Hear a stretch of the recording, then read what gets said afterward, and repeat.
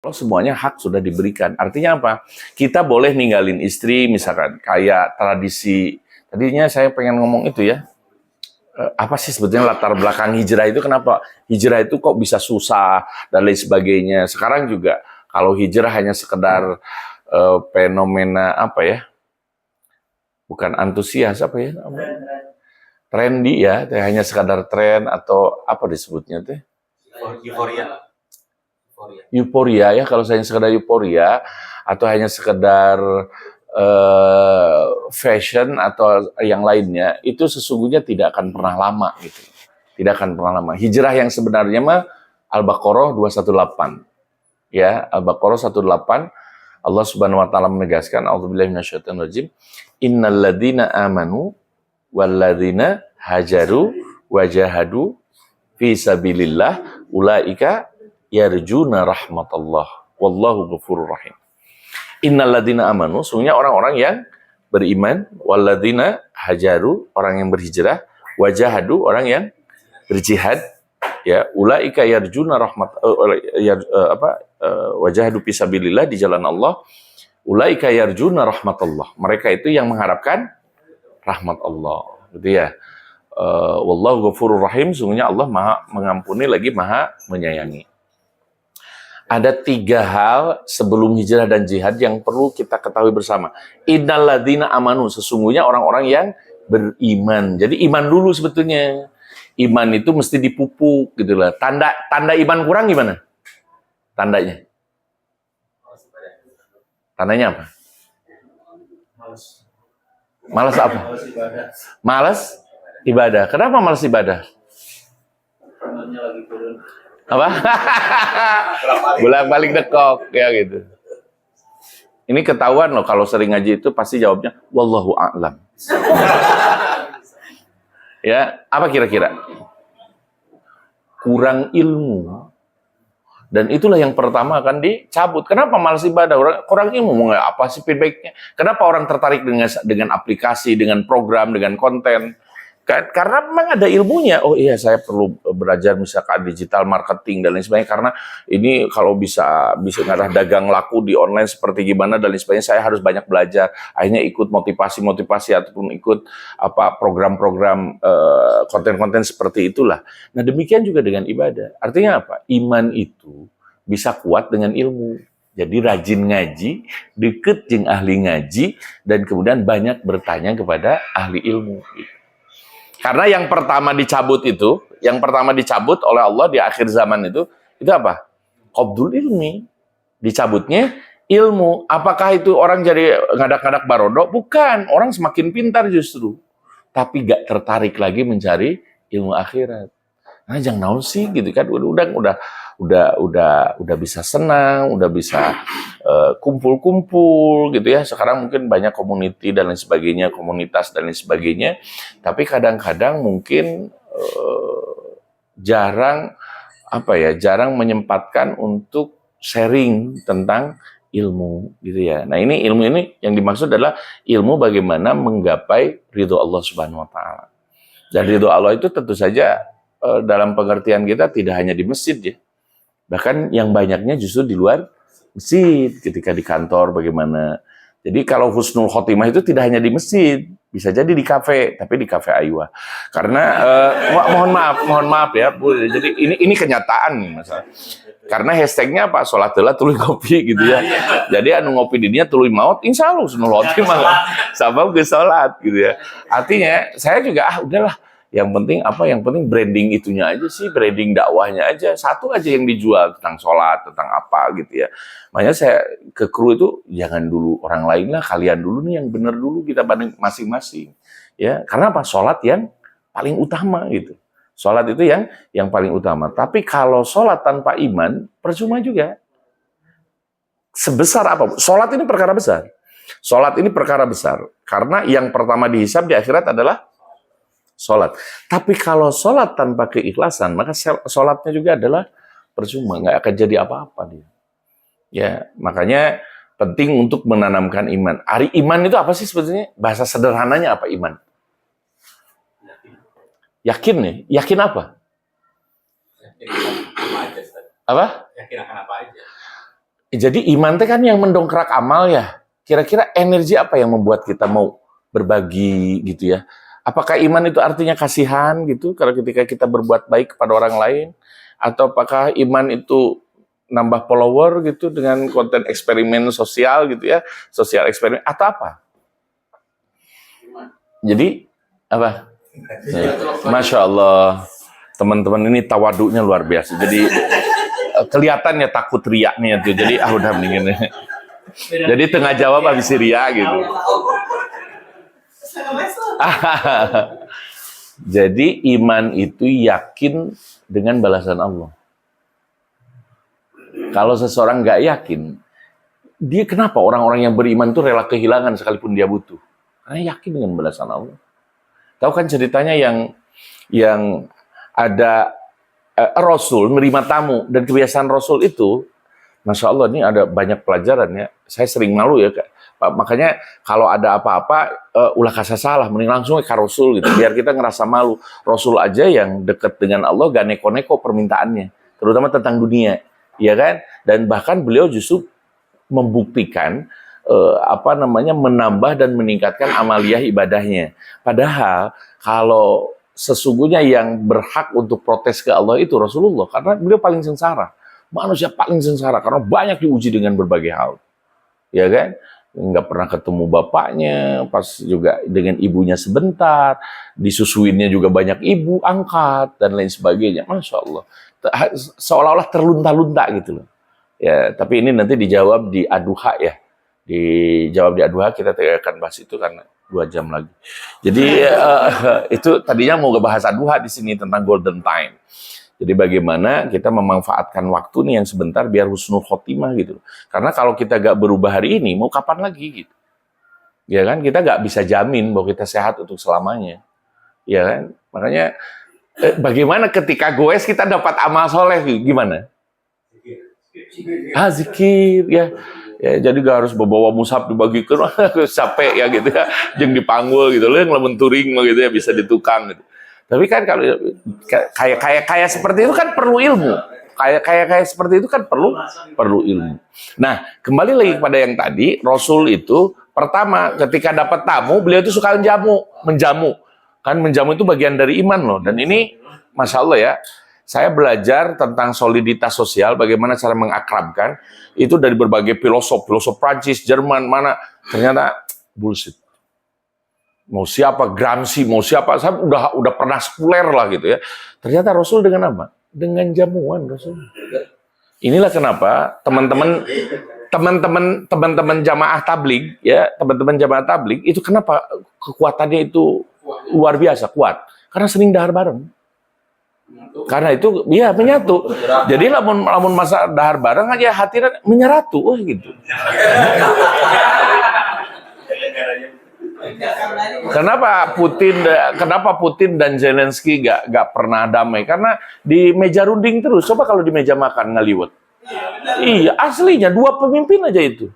Ini dasar tradisi orang tua kita itu. Makanya saya tadi berdiri KP ini gimana sih cara nyusun kekuatan karyawan biar solid. Kudu aya trading, kudu aya apalagi lamun bawa keluar tuh. Outbound atau apa. Gak usah, dahar bareng. Masak, walaupun ada warteg gitu ya, ada padang gitu ya. Padahal gak gampang gitu ya. Cuman waktu itu gak ada duitnya. Jadi tapi kajian masak itu dirasakan. Kenapa kami di kosan dulu gitu ya, sampai sekarang itu terngiang-ngiang walaupun dia udah jadi pejabat, jadi apa gitu ya. Jadi persahabatan tuh kuat. Kenapa? Karena pernah mie bareng gitu. Pernah lapar bareng, pernah makan bareng. Nah, Rasul tuh sangat memperhatikan ini. Makanya ketika ada tamu, beliau kontak ke Aisyah ada makanan nggak di rumah? Nggak ada. Dilelang tamunya di masjid. Kira-kira di antara kalian siapa yang mau menjamu tamu Rasulullah? Ada sahabat langsung pede. Saya ya Rasulullah. Dengan pedenya, seorang sahabat langsung. Oh iya silakan. Terimalah, jamulah. Berbuat baiklah sama tamuku ini. Jangan kau kecewakan. Udah langsung pulang ke rumah bareng. Pas ditanya, dia lupa mungkin ya nge-WhatsApp istrinya. Jadi ada makanan di rumah ternyata cuman bagian dia doang, tinggal satu aja katanya bagian abang doang katanya gitu. Ini gimana? Gak bisa kita jamu tamu. Oh ya udahlah, yang penting tamu kita bisa seneng, bisa apa? Bisa makan, bisa makan. Makanya udah sok disuguhin aja. Pas disuguhin ya udah ya pakai lampu kan, pakai lampu. Akhirnya lampunya dengan sengaja dipadamkan gitu, dipadamkan atau dengan mungkin dengan cara gimana lah dipadamkan dan akhirnya si tamu itu bisa makan dengan lahap tanpa harus melihat si pribumi itu makan atau tidak. Itu gak makan. Keronteng-keronteng lemun orang begitu ya. Jadi gak makan si pribumi itu. Jadi yang bagian dia disuguhkan buat tamu. Ya, kalau kita kan Kang itu jadi di bumi itu ternyata ada atau di penginapan tuh Pak di kota Peloka gitu ya. Ini enggak. Jadi tetap aja dijamu karena gak mau mempermalukan Rasulullah. Dan saking mulianya kedatangan tamu Rasulullah SAW. Dan akhirnya dia tidur dalam keadaan lapar sampai subuh.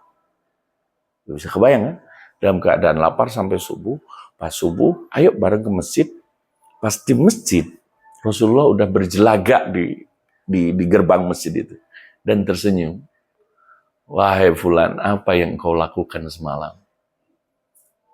Kata si sahabat itu, Rasulullah kok tahu? Tadi baca di WAG. Tadi dibaca di WhatsApp grup. Ternyata apa? Jibril memberitahuku bahwa Allah tersenyum kepada. Merinding saya itu. Allah itu ajabakallah. Allah itu takjub kepada. Coba Allah takjub sama orang itu. Karena ngasih makanan doang. Ya kan? Cuma ngasih makanan.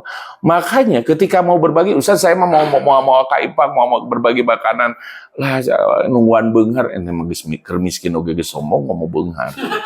Iya kan? Jangan mau menunggu sampai kapan? Yang disebut beunghar kaya itu sampai kapan? Iya kan? Dan Rasulullah mencontohkan bahwa sedekah ahli surga itu dalam surah Al-A'raf apa? Masih air. Cuman air aja. Makanya selalu kami sediakan kalau itu welcome drink lah gitu ya. Jadi itu mah udahlah gitu. Jadi Al-Maksum drink lah gitu ya karena kami sama-sama menghargai gitu ya. Karena saya udah dapat coba Al-Maksum. Makanya iya saya warga kehormatan. Jadi saya respect terhadap beliau yang sangat luar biasa karena gak mungkin mempertahankan dunia sampai beranak pinak kalau gak ada kekuatan baik di dunia ini. Dan Haji Maksum itu luar biasa bagi-bagi ini. Dan itu pun tidak bisa diduplikasi sama anak-anak. Gitu ya. Dan itu bisa terus itu kerajaan bisnis. Wah, saya bilang memang kebaikannya luar biasa. Kebaikannya. Jadi dijaga dengan doa tetangganya. Gak kepikir kan misalkan ngasih jalan ini jalan ini terlebar ini izin parkir padahal di belakang komplek misalkan ditutup sama kita. Padahal itu masya Allah ketika orang menginjak tanah kita maka itu jadi amal soleh gitu ya, amal jariah yang gak kerasa sampai mungkin anak cucu kita sampai kakek buyut kita gitu yang dapat itu. Nah, sebetulnya dalam ya kayak infak segala macam itu sederhana, ngasih makan, ngasih minum gitu. Ya kan, ngasih minum, ngasih makan itu masya Allah hal yang luar biasa karena tadi ada program ke santri apalagi itu. Ya ini berkah banget, apalagi program ke ustadz. Ini lebih berkah lagi. Ya, jadi ini sekedar masukan aja. Sekedar masukan biar memperlengkap program. Kalau Ustaz Deden udah sering makan pizza ya Kang. Jadi tapi kalau ada beberapa yang usaha di kampung yang gimana gitu ya. Bahkan punten ya pakaian bekas yang ini batik segala macam. Saya sedih ketika dipakai. Ya Allah, dipakai dan bisa jadi dia lebih soleh dari saya. Artinya mengalir dong buat saya. Enak banget dong. MLP namanya itu, multi level pahala gitu. Jadi terus gitu ke kita ngalir. Nah kayak gitu. Nah kemudian kalau misalkan nasi yang diberikan, kemudian minum yang diberikan, kalau kemudian satu remehnya aja bisa menjadikan dia soleh, maka masya Allah beremeh-remeh itu akan dihitung di hadapan Allah Subhanahu Wa Taala. Iya kan? Nah makanya sering-seringlah ngasih makan orang. Iseng-iseng aja. Ketika mau berangkat kerja, nggak harus Jumat berkah, mau Selasa sakinah, oke. Mangga udah. Iya, yang maksudnya kan orang kerja karena Jumatan, cuman saya memang respect ya, minimal kan ibadah seminggu sekali. Ya, bahwa ibadah seminggu geus ngeunah maneh teh wareg gitu kan. Ya apalagi kalau tiap hari gitu loh. Ya ini memberikan bahwa kalian berada di orang-orang baik gitu. Saya pernah gini. Ketika saya kan 7 tahun tuh di negeri Fir'aun tuh. 8 tahun. Ya kan? Dan ada pengalaman yang sangat luar biasa yang menurut kita mah lebain gitu teh. Kayak kalau laki mere patlot, mere ya kan siga mahugi baheula zaman SD, ya kan gitu. Enggak, ini dilakukan loh. Ketika kami kuliah, teman saya tuh sampai sekarang tuh cinta saya gak pudar, demi Allah saya gak pudar. Dicari-cari orang itu dan akhirnya ketemu kemarin di Dubai. Ya kan? Akhirnya so kesini masa udah kayak keluarga aja. Ternyata hanya dulu ngasih apa kan kayak kita meniasa si gajeng awewe kayak gitu. Iya kan? Bahkan apa? Ketika datang nggak itu kayaknya pas terdapat ahlatnya Yusuf beri dipeluk ya, cipika-cipiki, kemudian beri diciuman deh kan, kemudian ngomong aku cinta kepadamu ya Yusuf. Iya mah homreng.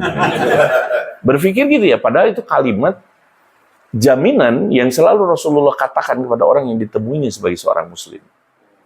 Kalau aku cinta kepadamu karena Allah, berarti mun saya di MMA mana tenang orang yang juara kaiji itu dia. Ya, ente tenang ya mau macam-macam ini mah preman mana lah. Gitu kan. Aku cinta kepadamu berarti kalau sebagai seorang kekasih, dia akan dijaga apapun yang terjadi. Nah kan di kita merada getek kayak gitu karena kita sepele dengan hal-hal kita menyepelekan kebaikan dan orang yang menyepelekan kebaikan itu kemungkinan besar kehilangan iman besarnya. Aslinya la tahtaqiranna minal ma'rufi syai'an kata Nabi. Jangan pernah kau menyepelekan yang ma'ruf. Ma'ruf itu kayak senyum. Senyum itu membuka iman. Lamun hese senyum berarti mungkin sariawan gitu ya. Artinya ada dendam di hatinya. Contoh lagi kita ada beberapa orang pesantren mungkin di pesantren dulu kita biasanya ngucapkan salam ke ustaz. Akhirnya mendak embung tibang selamat siang di bengkel selamat siang padahal di Cileunyi kan geuleuh atuh. Depan nggak kalau ada orang non muslim oke lah ya kan memang ke bengkelnya nu orang mana nu orang kafir atau apa tapi kan pegawainya mah henteu. Saya kadang sok ditarikeun jangan malu dong ucapin salam. Itu teh keberkahan dan tanda imanmu bekerja. Ya kita kan asal ka mana wae udah langsung begitu. Aya rasa kagengsi. Nah, kagengsi itu yang akan menutupi kebaikanmu untuk selamanya. Bahkan ayah nini kan di New York dengan sosial eksperimen itu ketika mengucapkan salam naon mana mengucapkan naon itu doa orang Islam. Emang naon artinya ketika diartikan dia nangis pagi-pagi baru telinga ini mendengar doa terindah, kasih sayang terindah yang aku rasakan. Itu orang kafir aja sampai nangis. Jarang orang mengatakan dan mendoakan sepanjang itu untuk saya. Jadi kalau orang mengucapkan salam ini ataupun senyum, ini bukan perkara simpel dan sepele.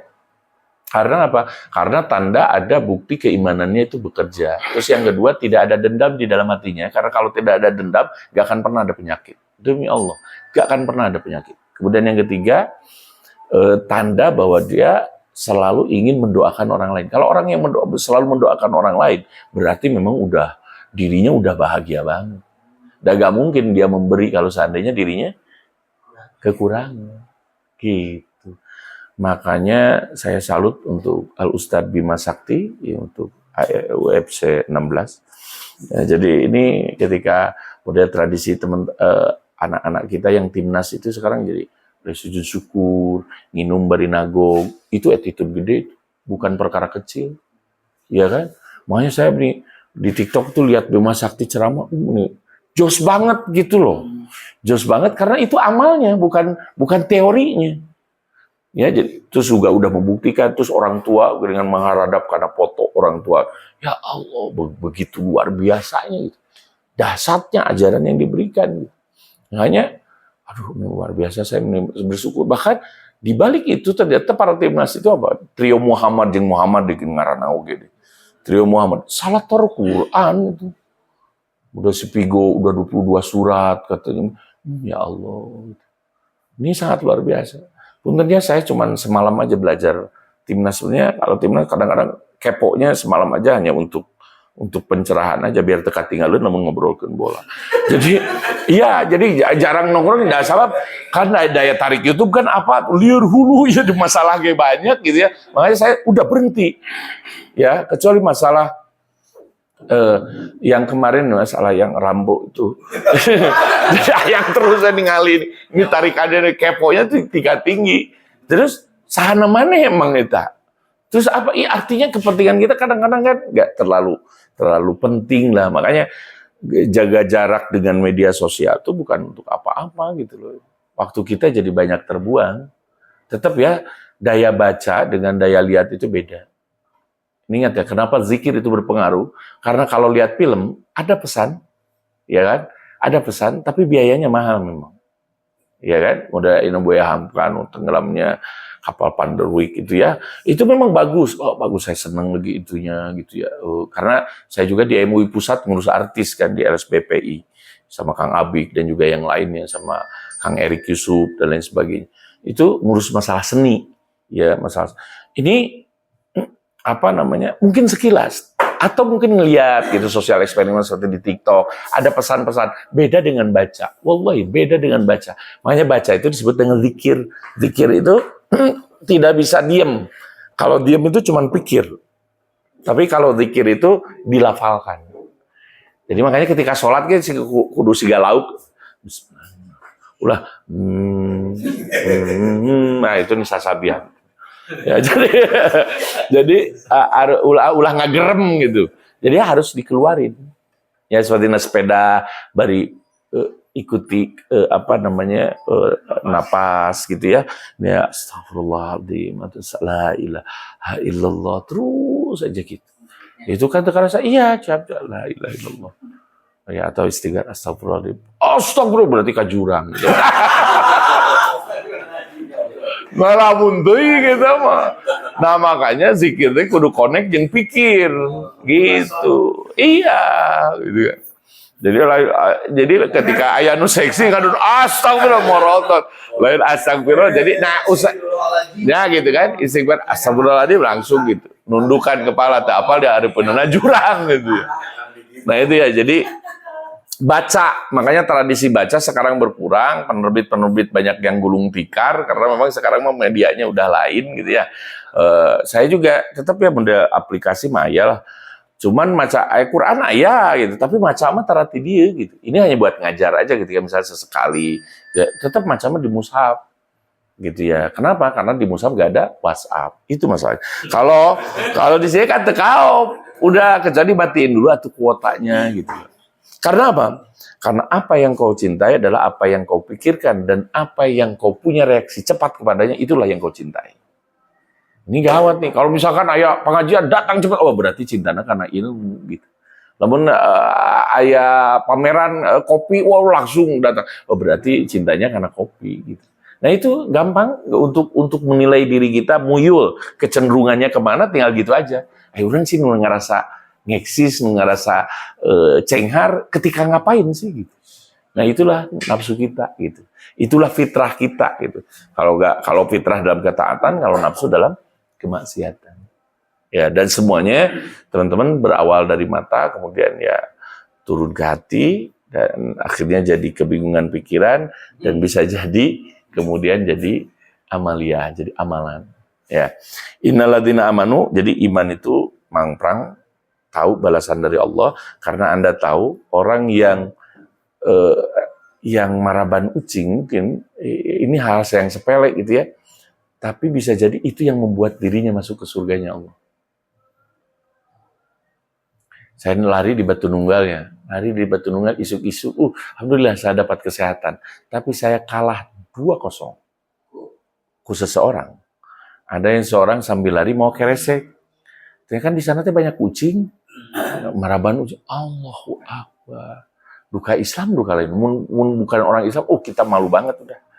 Jadi ucing-ucing di sana, orang kadang maraban anu ucing sorangan gak ada saliur, iya kan? Kau mau ucing batur gitu. Ini kan luar biasa, ini menebar. Iya, gak dikira, jangan dikira itu kucing itu bertasbih, berzikir. Ya kan? Dan untuk itu ada, Masya Allah, ini luar biasa. Saya kalah 2-0 nih pagi-pagi, mana guys, cuma amalan luar biasa. Cuma saya rada pede karena saya nggak kuliah subuh. Ya, rada pede tuh. Dah saya jeung Ustad. Jadi selalu punya alasan gitu ya.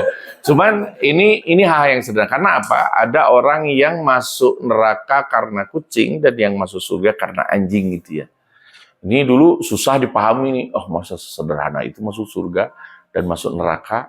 Kan ada wanita ahli ibadah disebut. Masuk neraka karena apa? Karena mengurung kucing tidak dikasih makan. Masuk neraka pada ibadah. Ahli ibadah. Gak bakalan disebut ahli ibadah kalau tergetol. Artinya di atas rata-rata kan kalau sudah ahli. Mungkin tahajudnya segala macam. Tapi gara-gara itu masuk neraka. Ini ahli ibadah. Tapi ada pelacur yang kemudian masuk surga karena memberikan minum anjing yang kehausan. Karena itu kepada para pelacur di seluruh Bandung Raya, kalau mau masuk surga, jangan anjing nuka kerepetan. Kan gitu ya, yang sekilas kan gitu. Ternyata bukan. Ini teh dalam rangka kaitan latah takiron minal ma'rufi syai'an. Jadi jangan kau menyepelekan kebaikan dari siapapun. Ya, dengan senyum pramugari aja kan kita jadi, Masya Allah, jadi luar biasa, adem gitu ya. Gergeli senyum, segala. Terus kuat lagi mentalnya. Oh iya, emang dilatih. Sebenarnya takut mah sarama aja. Sama aja modern ngenten emongkeun we, tapi dia bisa tersenyum kan, orang udah panik aja bisa tersenyum. Kan luar biasa itu. Iya kan? Artinya jangan pernah menganggap sepele senyuman, terus juga ngasih minum sama hewan, itu semua tercatat di hadapan Allah. Apalagi ngasih sesama kita gitu loh. Ngasih makan, apalagi orang yang berilmu seperti santri gitu, apalagi anak yatim piatu atau orang gila. Ya, orang gila juga. Saya dulu sering, ya Allah, saya ajarin ke anak-anak itu kalau saya jika wah takut, enggak, mereka gak akan secara insting itu kalau dikasih makan harta binatang ya itu tidak akan mereka tahu secara insting siapa yang menyerang, siapa yang ngasih makan. Dan bahkan kalau ngasih makan, Masya Allah, di kucing kucing saya itu gak mau tidur dengan siapapun, tapi maunya dengan saya. Iya kan? Jadi istilahnya tidur gitu ya karena mungkin saya yang biasa jadi itu diinget banget tuh. Cobain aja kalau harimau aja cobain. Cobain karena mau gitu ya. Tapi ini harus dilakukan oleh orang profesional. Cobaan gitu ya, kasih arsad langke ya, si arsad itu. Ya, cobaan kalau gagal berarti teori salahnya salah. Saya mohon maaf gitu. Cuma saya tidak menjamin ke Hasan Sadikin. Eta mah enggak gitu.